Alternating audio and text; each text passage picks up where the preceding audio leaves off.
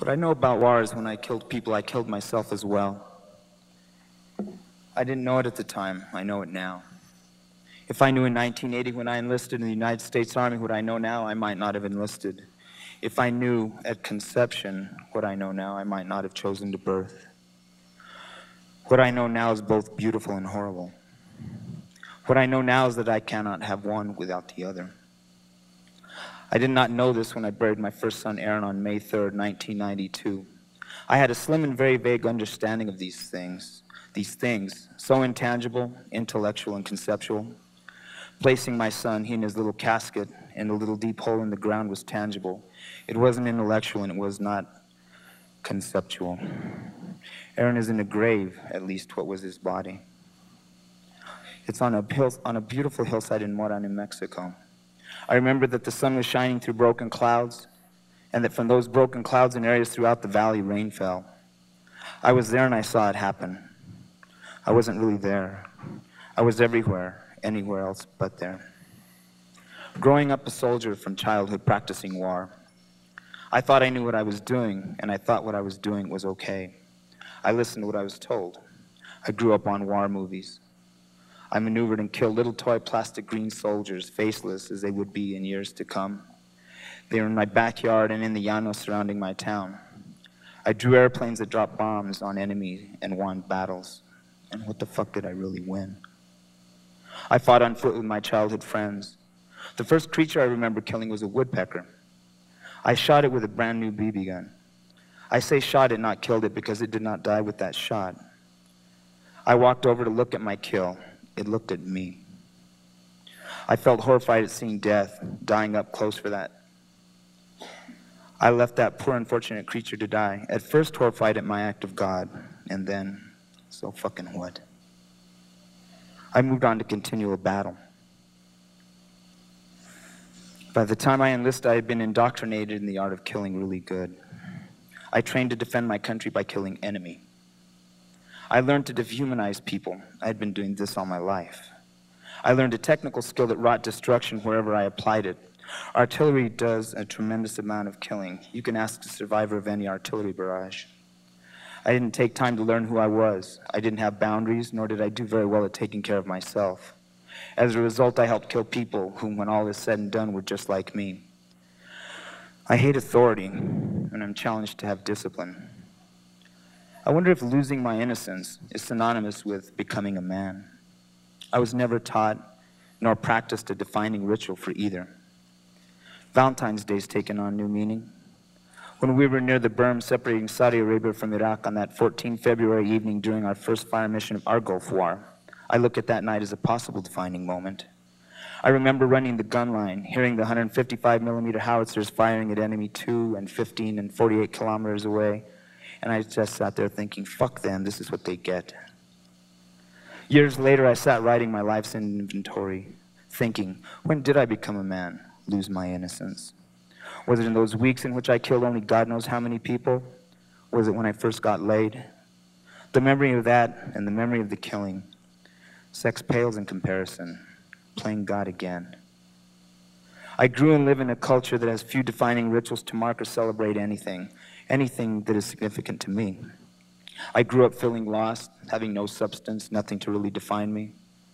Throwing 95-pound high-explosive artillery shells at my enemy, that was something that felt, at the time anyway, defining and solid, very real. I was a redleg, a field artillery officer. I know I felt disappointed when we stopped fire missions and the sound, the sight, the smell, the feeling, and the taste of cordite from howitzers firing evaporated into heavy silence. It was such a high. I was so angry when so many units deployed to Southwest Asia and we weren't among them. And I was really elated when I found out we were going to go. I liked what I did. I look back. I don't like what I did. It was like scoring drugs, knowing that the high came next, but never contemplating the price. I spent New Year's Eve 1990 on staff duty in our battalion headquarters. I was pissed that I was spending New Year's Eve on staff duty. I had other commitments, other priorities. More than likely, I would have been getting drunk to celebrate New Year's. And also the fact that in just a few days, I'd be going to Southwest Asia. Knowing myself, family was less thought of than the party I should have been doing.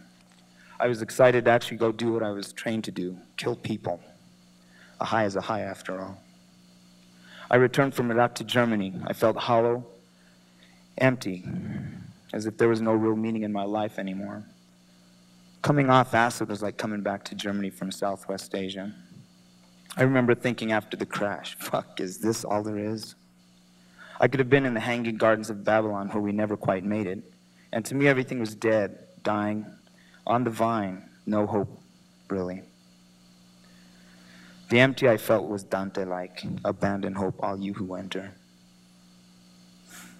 That was my approximation of life at the time.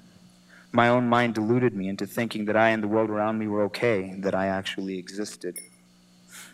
It's hard to feel, to be open, to express. I've come home so many times, I just have a really hard time staying there. It took me years after I left the army to accept and get that I was a civilian. I could not, or perhaps would not, let go of my soldier. It's like an article of clothing, a comfortable, worn-in suit that can slip on any time, unannounced, me unprepared, and today usually unwelcome. It's unwelcome today because when it's on, I tend less to see people, human beings, and instead I see targets. I've worked hard to let go of this suit and keep it off my back. In recovery, there's an old worn-out saying, once an addict, always an addict. Can that adage bleed over into this? Seemingly, yes. This is like constant vigilance without moving or jumping both feet into paranoia. I'm not comfortable in that skin anymore, at least when I'm not in it. However, it fits too well, and it's acceptable once it's on me. It's attractive, too, when it's not on me. I hear it call like an unseen voice in the woodline of a forest, beckoning me to enter and delight in what might be found once out of the meadow and into the woods. I constantly attend to it because it has a mind of its own, always subject to being triggered and then manifesting. The way characters in movies morph into other beings between heartbeats, between breaths. I spent years in disdain of civilians even as I became one of them. They didn't know a fucking thing that I knew. A very close friend of mine asked me when I first saw him probably a year after the war, "Did you kill anybody?" I felt this question like a strike to my body and my spirit. I thought the experience was just a cliche until I experienced it. I'm working on forgiveness of those idiots who don't know but want a vicarious hit, or just don't care, and forgiveness of myself for buying into a story that ended lives.